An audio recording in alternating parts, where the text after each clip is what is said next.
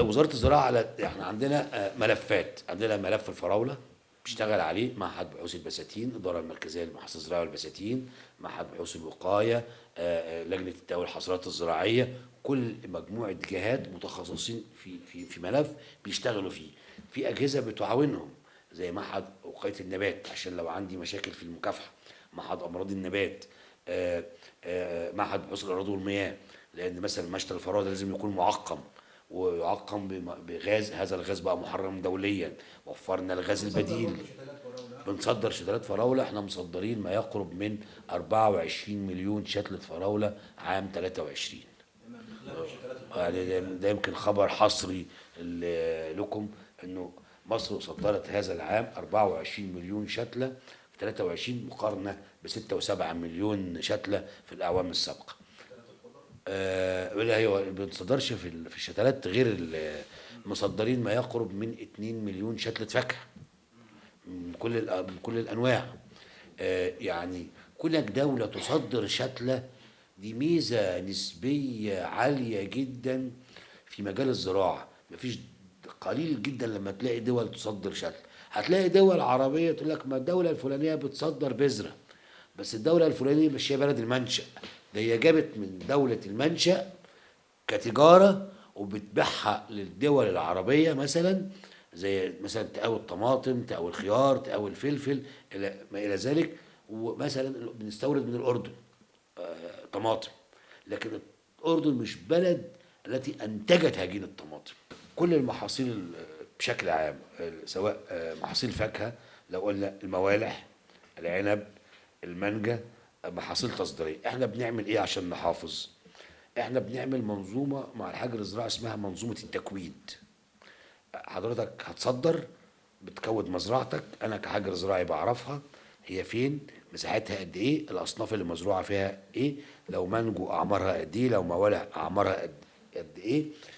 بشوف برنامج التسميد بتاعك، برنامج المكافحه بتاعك، طلعت من ارضك راحت للمحطه، المحطه دي مكوده، دي من مزرعه الاستاذ عز، دي من مزرعه الاستاذ علاء، دي من مزرعه الاستاذ احمد. فلو حصل دروب في التصدير من الكرتونه، بعرف الكرتونه دي جايه من مزرعه مين.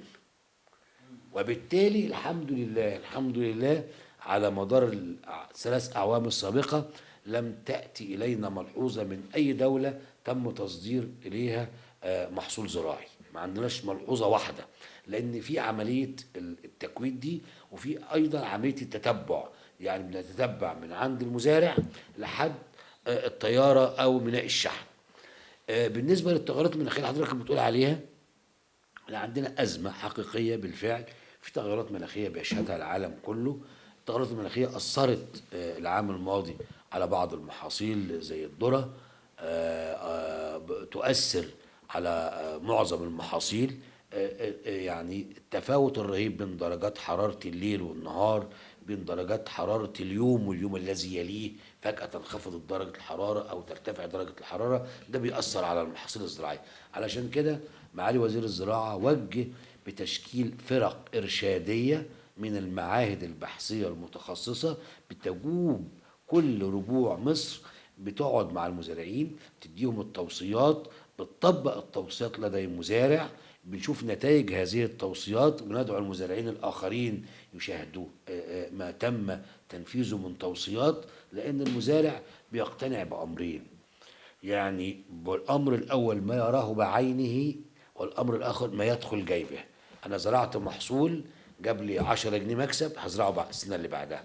شفت التوصية دي في أرض فلان الفلاني وجابت نتائج كويسة، هعمل نفس التوصية بس مش السنة دي، هعملها السنة الجاية لأن أنا شفتها عند المزارع ده جاري السنة اللي قبلها، وهكذا. عشان كده عملنا فرق إرشادية بتجوب أنحاء الجمهورية، شغالين على كل المحاصيل الحقيقه، مش المحاصيل التصديريه بس. السبب بتوع الفراوله بيشتكوا كتير هم مش مزارعي الفراوله، اللي بيشتكوا كتير دول تجار شتله الفراوله. تجار شتله الفراوله. الفراوله كشتله 5 أجيال. مصر وزارة الزراعة مصرة وستظل مصرة على أن ما يباع للمزارع من شتلة يكون مطابق للمواصفات الفنية القياسية اللي نص عليها في القرار الوزاري. طيب حضرتك عندي أصناف فراولة مسجلة ومحمية مملوكة لسين. هذا السين أنا بتابعه وبراقبه وبتأكد إنه طلع شتلة مطابقة للمواصفات، باعها للمشتل الفلاني. المشتل الفلاني ده أنتج شتلة وباعها للمزارع، أو أنتج شتلة وصدرها. إحنا بقى ما بنسمحش إنه يحتفظ بالشتلة دي في التلاجة ويعيد زراعتها مرة أخرى ويبيعها للمزارع على إن هي شتلة رتبة تانية أو تالتة.